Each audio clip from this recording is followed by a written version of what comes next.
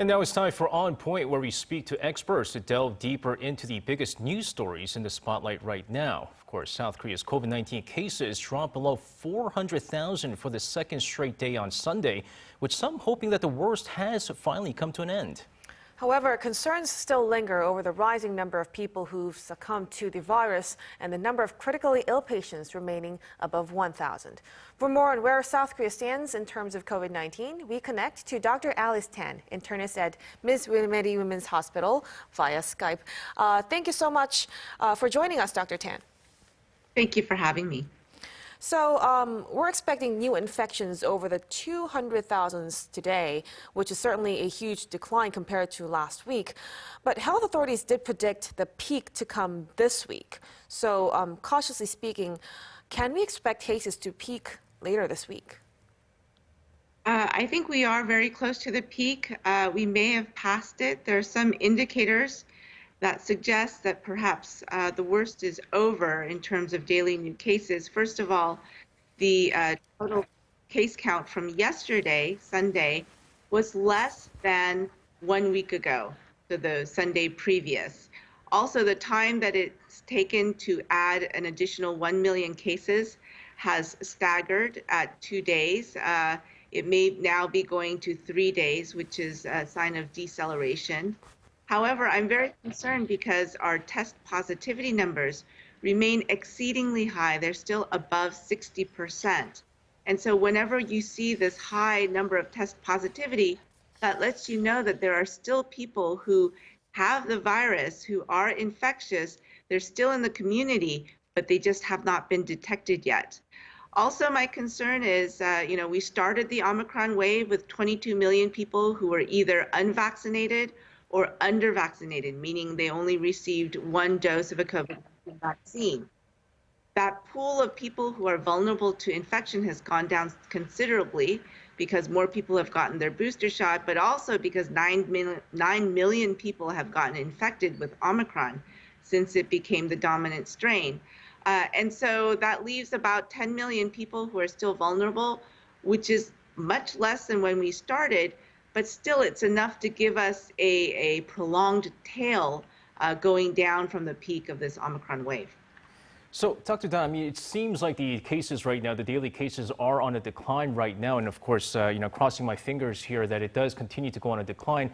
But what's concerning is that we're still seeing a large number of people kind of succumbing to the virus. We're seeing about over 300 cases, casualties in the past 2 days. If South Korea has such a high vaccination rate, why are we seeing so much casualties on a daily basis? Right. Well, the first thing to remember is, people were saying that Omicron is a mild disease. It is not a universally mild disease. For people who are old and frail, this can be a devastating, severe, and fatal disease. When we look at the death count since March 1st, there have been 4,370 deaths, which is more than double the highest reported death count for our country, which happened in December 2021. And the reason why we're seeing more deaths is because when we look at the pool of people who died from the second week of February to the second week of March, so that's a 5-week period, 3,286 people died. Of them, 94% were aged 60 or greater. So definitely being in that older age demographic risk factor for having severe disease. And in the recent past, the virus has infiltrated no less than 16 long-term care facilities. And at each facility, it's caused anywhere from 100 to nearly 300 cases.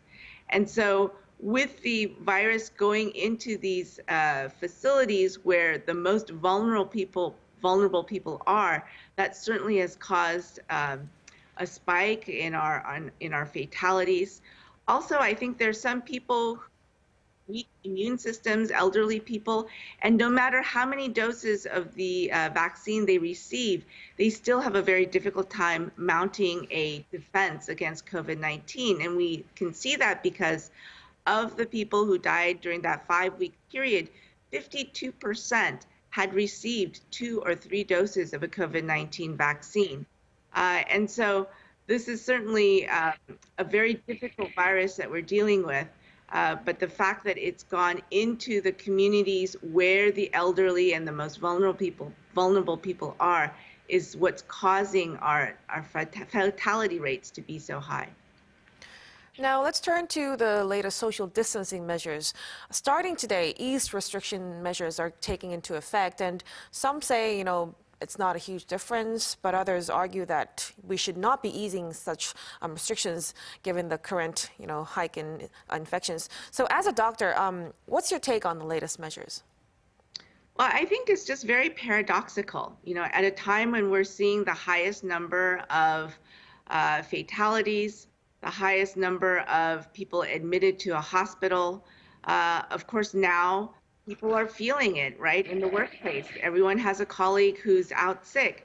But this is also true in hospitals. At a time when there is the highest number of COVID-19 patients admitted to the hospital, we are also having doctors and nurses call in sick and not be able to help with taking care of these patients. And this is leading to tremendous strain in our healthcare system.